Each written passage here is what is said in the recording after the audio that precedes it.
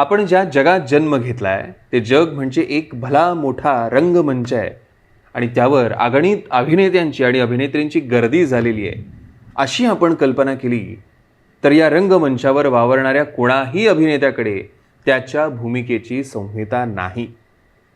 या नाटकाला कोणी दिग्दर्शकही नाही. या रंगमंचावरचे नायक वा सूत्रधार आपणच आहोत असा या नाटकात वावरणाऱ्या प्रत्येकाचा दृढ समज असतो.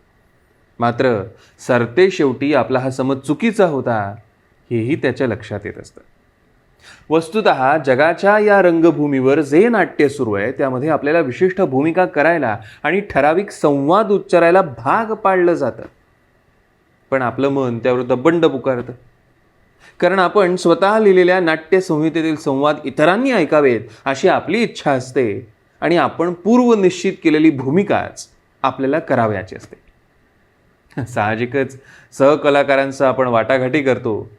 काही जण आपलं म्हणणं काही जणांना ऐकवण्यात यशस्वी ठरतात तर अन्य बहुतांश अपयशीच ठरतात. मात्र या वाटाघाटीत कोणीही सर्वस्वी यशस्वी ठरत नाही.